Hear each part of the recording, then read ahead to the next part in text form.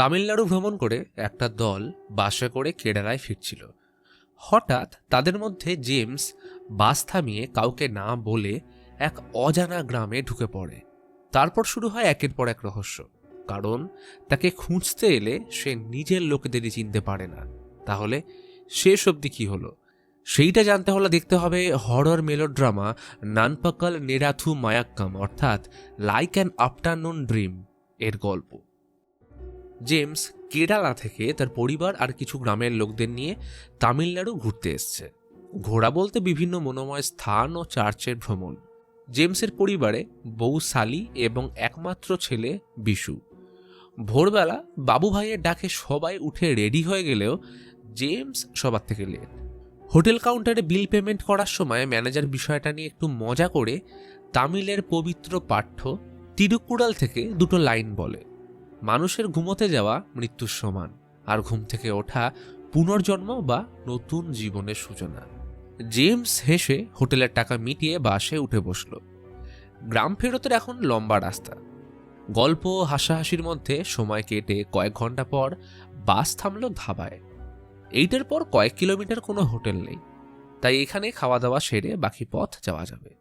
James তামিলের খাবার পোষায় না, তার উপর চায় এত মিষ্টি, বড্ড বিরক্তিকর। যাই হোক, খাওয়া সেরে বাস চালু হলো। বাসের দুরন্ত গতির মাঝে ড্রাইভার চালিয়ে দিল পুরনো তামিল গান। গানের সুরে জেমস বাদে বাকিরা তাল মেলালো, কারণ ওর পছন্দ মালায়ালাম গান। দুপুরের ভাত পেটে পড়লে ঘুম আসবে না, এমনটা হয় নাকি? তাই সবাই ঘুমে ঢুলে পড়ছে। প্রচণ্ড গতির কারণে বাসের জানলার খড়খড় আওয়াজে জেমসের ঘুম ভাঙলে বাস থামাতে বলে। মেন রোডের পাশ দিয়ে একটা লম্বা রাস্তা মাঠ বরাবর সুদূর দিগন্তে বয়ে গেছে।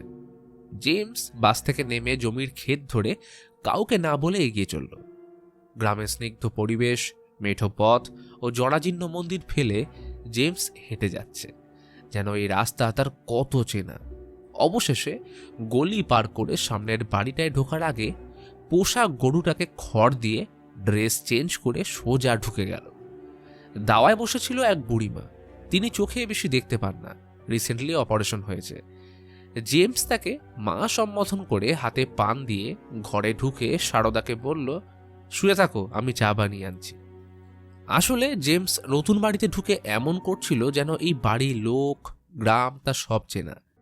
বুড়িমা বাদে সারদা, ওর শ্বশুর দুজনেই জেমসকে দেখে অবাক, তবে কিছু জিজ্ঞেস করার সময় দিল না। জেমস লক্ষ্য করল আজ বাড়িতে কোনো রান্না হয়নি। আনাজ, চিনি, এমনকি খড় ভুসি পর্যন্ত নেই। তাই সবকিছু হিসেব করে দোকানে বেরোতে গেলে শামু এসে জিজ্ঞেস করলো, এই ভাই তুই কে? এই বাড়িতে কি করছিস? জেমস হেসে বলে, জানিস এখনো পেপারে স্ট্যাম্প লাগানো হয়নি, অনেক দেরি হয়ে গেল, তুই তোর মজা নিয়ে থাক, আমি গেলাম। এই বলে মফেট নিয়ে বেরিয়ে পড়লে বাড়ির লোক চোর চোর বলে চিৎকার করে ওর পিছনে দৌড় দিল। এলাকার লোকজন দৌড়চ্ছে, কিন্তু জেমসের কোনো ভ্রুক্ষেপ নেই। ওইদিকে বেশ কিছুক্ষণ পর বাসে ঘুম থেকে উঠে বাকিরা জানতে পারে জেমস কিছুক্ষণ আগে কি যেন একটা দরকারে বাস থামিয়ে গ্রামের দিকে চলে গেছে। তবে এতক্ষণ আসছে না দেখে ওরাও গ্রামে ঢুকলে শোরগোল পড়ে যায়। রাস্তার মাঝে জেমস তার বউ ও ছেলেকে দেখে চিনতে না পারার ভান করে পাশ কাটিয়ে বেরিয়ে গেলে ওরা অবাক হয়ে যায়। বাবা পাগল হয়ে গেল নাকি? ততক্ষণে গ্রামের লোকদের সাথে ঝামেলা শুরু হয়ে গেছে। এমনিতেই তামিলিয়ান আর মালায়ালি লোকদের মধ্যে বরাবর থেকে ঝামেলা, তার উপর এই কাণ্ড। জেমসের লোকেরা পুরো ব্যাপার জানায় যে ওরা বাসে করে গ্রামে ফিরছিল, আর জেমস হঠাৎ বাস থেকে নেমে কাউকে না বলে এই গ্রামে চলে এসছে। ততক্ষণে রঘু গ্রামের একজনের সাইকেলের পিছনে বসে জেমসকে ধাওয়া করল। এদিকে জেমস নিজের মনে করলা ক্ষেত দেখে মন্দিরে মাথা ঠুকে গ্রাম ঘুরতে ব্যস্ত। অদ্ভুত ব্যাপার, জেমস খ্রিস্টান হওয়া সত্ত্বেও মন্দিরে ঠাকুরের উদ্দেশ্যে প্রণাম করে এলো। এরপর এক চায়ের ঠেকে গিয়ে সবার সাথে গল্প জুড়ল। বাকিরা তাকে চিনতে না পারলেও গল্প থামে না। যে লোকটা চায়ে চিনি পছন্দ করত না, সে উল্টে আরও এক চামচ চিনি মেশালো। এদিকে সারদার মন বারবার বলছিল এই লোকটার কথা বলার ধরন, আচার ব্যবহার, শরীরের গন্ধ বড্ড চেনা। তবে ওর শ্বশুর ও বাকি প্রতিবেশীরা ব্যাপারটা নিয়ে বড়ই সংশয়। এদের ঘরে ঠিক বিপরীত দাওয়ায় বসে জেমসের স্ত্রী ও ছেলে। ওরা দুজন সারদার সাথে সরাসরি কথা বলতে সংশয় বোধ করলেও চোখ দিয়ে একে অপরকে মেপে যাচ্ছে। ওদিকে রঘু চায়ের থেকে পৌঁছে জিজ্ঞাসাবাদ করলে জানতে পারে জেমস এখানে এসেছিল আর সবাই তাকে পাগল ভাবছে। ইতিমধ্যে সারদার মেয়ে মুথু স্কুল থেকে বাড়ি এসে অচেনা লোকের বাড়ি ঢুকে বাবার মফেট নিয়ে পালানোর কথা শুনে দক্ষযজ্ঞ বাঁধিয়ে দেয়। বাড়ি ও গ্রামের সবাই এই ব্যাপারে মাথা ঘামালেও বুড়িমা ও দরজার সামনে বসে থাকা পোষ্য বাল্লুর কোনো মাথা ব্যথা নেই। গ্রামের লোকেরা আর বাসে অপেক্ষা করা মানুষগুলো নিজেদের মনে বিভিন্ন গল্প বানিয়ে চলেছে। কেউ ভাবছে ওর মধ্যে হয়তো ভুলে যাওয়ার রোগ রয়েছে, না হলে অবৈধ সম্পর্ক রয়েছে। তখনই জেমস মফেট নিয়ে হাওয়ার বেগে কাউকে তোয়াক্কা না করে বাসের সামনে দিয়ে বেরিয়ে যায়। রাতে সবাইকে অবাক করে জেমস গাড়ি নিয়ে বাড়ি ফিরলে সবার ভুল ভাঙে। চোর এইভাবে সারাদিনের পর গেরস্থের বাসায় ফেরে কিভাবে? এমনকি সারদার শ্বশুরের জন্য নস্যি ও পান আনতে ভোলেনি।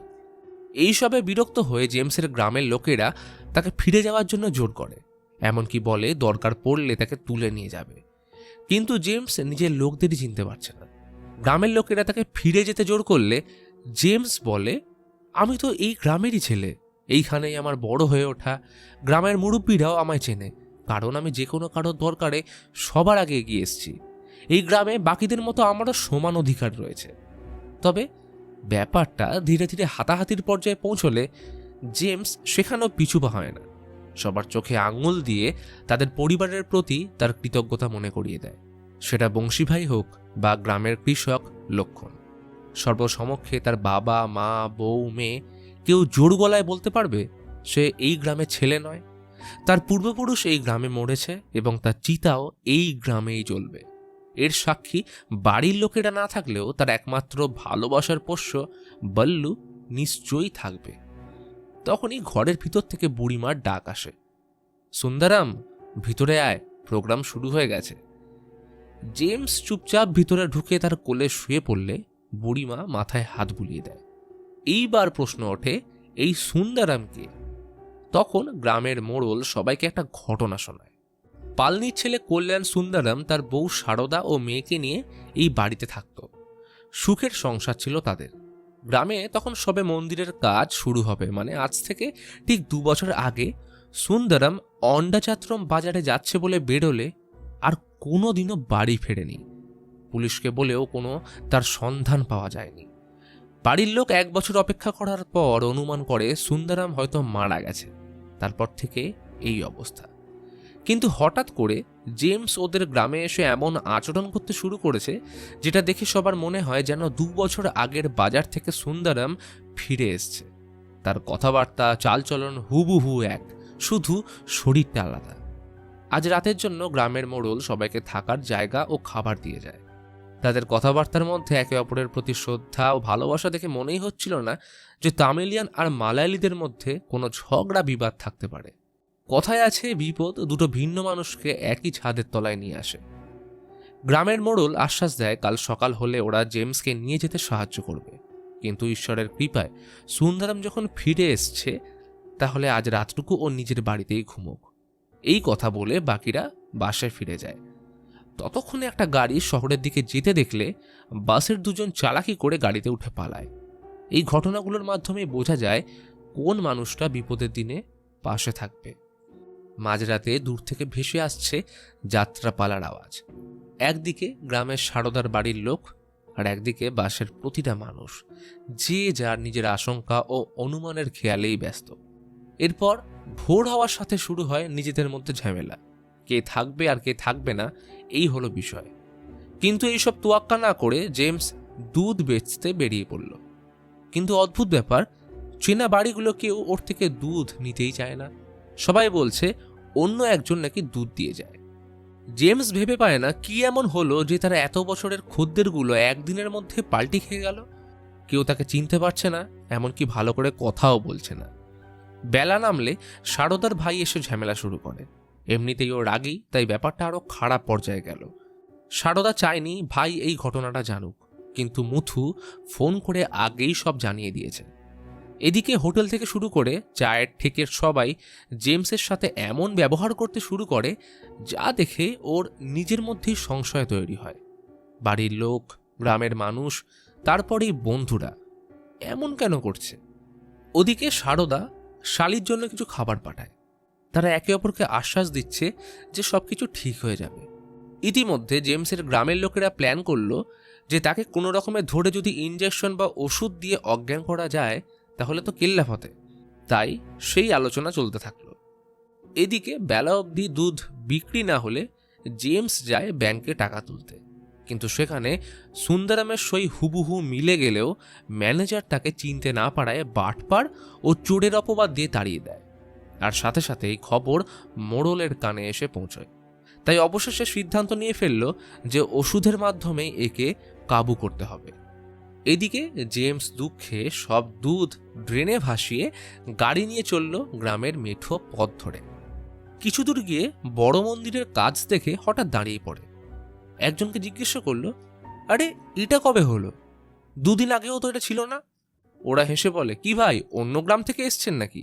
মন্দিরের কাজ চলছে, সে তো আজ থেকে 1 বছরের উপর হতে চলল। এতগুলো বিস্ময়কর ঘটনা ঘটলে ধীরে ধীরে জেমসের মনে সন্দেহ গাঢ় হয়। ততক্ষণে গ্রামের লোকেরা ব্যস্ত জেমসের খাবারে ওষুধ মেশানোর জন্য, যে এই কাজটা কে করবে, সারদা নাকি মুথু। সারদার মন টানছে। লোকটা একদম সুন্দরামের মতন কথা বলে, তার মতোই চালচলন। বাড়িতে প্রথম দিন ঢুকে এমনভাবে ডাকলো যেন মানুষটা ফিরে এসছে, কিন্তু কি করবে কোনো উপায় নেই। একে অপরের তাই মুখ চেয়ে বসে রইল। ঠিক হলো সুন্দরাম দুপুরে ঘুম থেকে উঠে চা খাওয়ার সময় ওষুধটা মেশাবে। এদিকে অশান্ত মন নিয়ে জেমস গেল নাপিতের কাছে। অনেকদিন হলো দাড়ি কাটা হয়নি। নাপিতটা আয়না ধরিয়ে দাড়ি কাটতে গেলে জেমস জিজ্ঞেস করলো, কি ব্যাপার, আগের নাপিত কই? কি বলছেন বাবু, আগের নাপিত? সে তো 6 মাস আগেই মারা গেছে। কথাটা শুনে জেমস আকাশ থেকে পড়ল। এ কি বলছে? তখনই প্রথমবারের মতো নিজের মুখ আয়নায় দেখলে বুক কেঁপে ওঠে। সর্বনাশ, এটা কে? থরথর করে কেঁপে উঠল, যেন সেই বাঁশের জানলার আওয়াজ। জেমস কাউকে কিচ্ছু বলল না, সোজা বাড়ি এসে বাবার ডাকে খেতে বসল। আচ্ছা বাবা, আমি খারাপ কিছু করেছি? কি দোষ আমার? কেউ আমার সাথে ভালো করে কথা বলছে না। অদ্ভুত সব জিনিস। আগের নাপিত মারা গেছে, গ্রামে নতুন মন্দির হচ্ছে, এমনটা তো 2 দিন আগেও ছিল না। যে মেয়ে আমায় ছাড়া খেতে বসতো না, সে আজ আমার আগে খেয়ে উঠে পড়ল। মুথু মায়ের ডাকে জেমসের পাশে বসে ওর পাতে নিজের হাতে খাবার তুলে দেয়, কিন্তু খাবার যেন আজ গলা থেকে নামছে না। বুকটা ভারী হয়ে আসে। বাড়ির মাথায় কাকগুলো উড়ছে, সবকটা আজ এই বাড়ির উপরেই কেন? দুপুরের খাওয়া সেরে জেমস মায়ের হাতে পানের বরজ তুলে দিয়ে বলল, মা, আমি আসছি, ভালো থেকো। কথাটা বলে জেমস উঠে দাঁড়ালো। শেষবারের মতো বাড়ি আর আপন মানুষগুলোকে দেখে দাওয়ার দিকে এগোলো। কিন্তু অদ্ভুত ব্যাপার, জেমস নিজের স্থান থেকে সরে গেলেও তার ছায়াটা দেওয়ালের একই জায়গায় দাঁড়িয়ে থাকে। নিস্তব্ধ দুপুরে মানুষগুলো ঘুমিয়ে পড়েছে, যেন এক প্রগাঢ় শান্তি। মনে পড়ছে তিরুক্কুড়ালের সেই 2টো লাইন, মানুষের ঘুমোতে যাওয়া মৃত্যুর সমান, আর ঘুম থেকে ওঠা পুনর্জন্ম বা নতুন জীবনের সূচনা। ঘুমের মধ্যে দেখা যায় জেমস নিজের চেনা যে কটা জায়গা এই কদিন ঘুরেছে, সেটা ক্ষেতের জমি হোক বা চা পানের আড্ডার জায়গা, সেখানে আবঝাভাবে কাউকে দাঁড়িয়ে থাকতে, ঠিক যেন কল্যাণ সুন্দরাম। আচমকা ঝটকা দিয়ে জেমস উঠে বসে।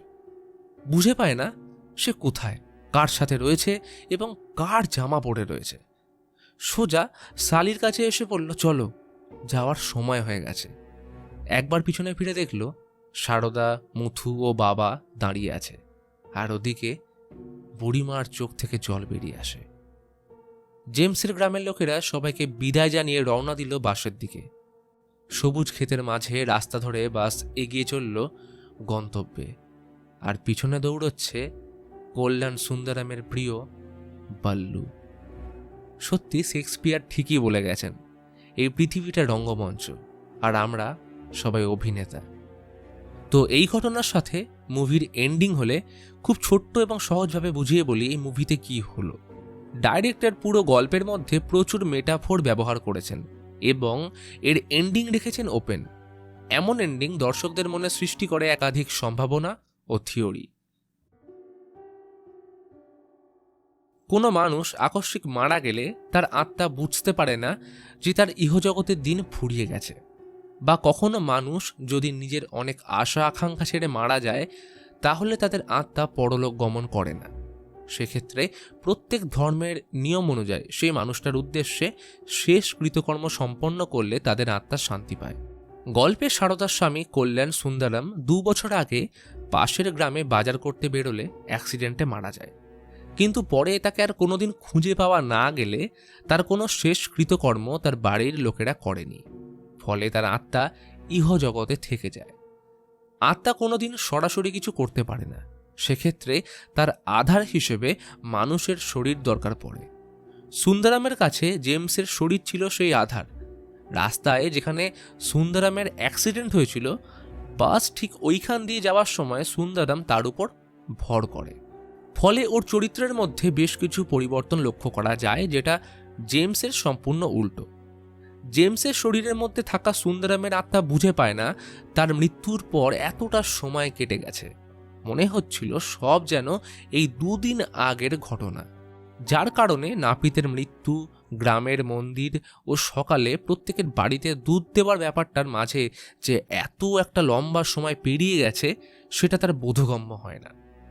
সুন্দরামের আত্মা কখনো বুঝতে পারেনি যে সে এখন তার নিজের শরীরে নেই, বরং অন্যের শরীরে রয়েছে। তবে সুন্দরামের উপস্থিতি কেউ বুঝতে না পারলেও তার একমাত্র পোষ্য বল্লু তাকে চিনতে পেরেছিল, কেননা তারা আত্মাদের উপস্থিতি টের পায়।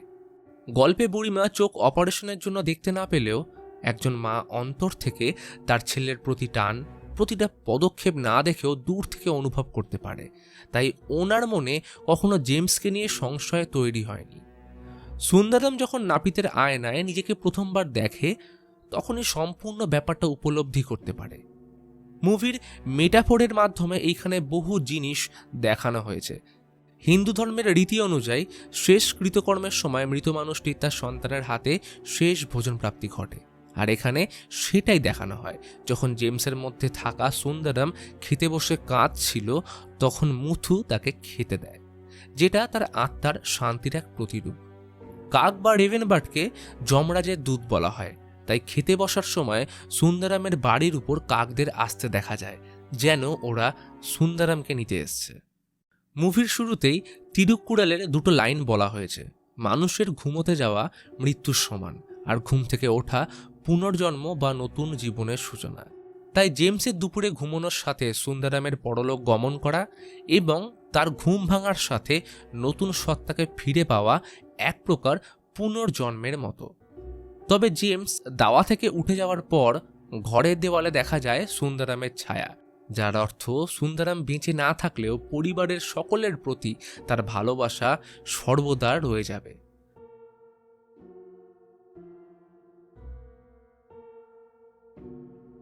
গল্পে খুব ভালোভাবে লক্ষ্য করলে দেখা যায় জেমসের ঘুমোতে যাওয়ার আগের মুহূর্তে বাসের জানলার আওয়াজটা শোনা যায়, আর যখন নাপিতের কাছে আয়নায় সে প্রথমবার নিজেকে দেখে তখন এই শব্দটাই পুনরায় পাওয়া যায়। অর্থাৎ সেই হিসেবে ধরলে গল্পে দেখানো ঘটনা বাস্তবে ঘটেনি, বরং এটা ছিল জেমসের স্বপ্ন। এছাড়াও গল্পে খুব সুন্দরভাবে তামিলিয়ান এবং মালায়ালিদের মধ্যেকার সম্পর্ক ফুটিয়ে তুলেছে, যেখানে তাদের শুরুতে দেখা যায় একে অপরকে সন্দেহ করতে, তবে সময়ের সাথে বিপদের মধ্যে তারা শেষের দিকে একে অপরের পাশেও দাঁড়িয়েছে।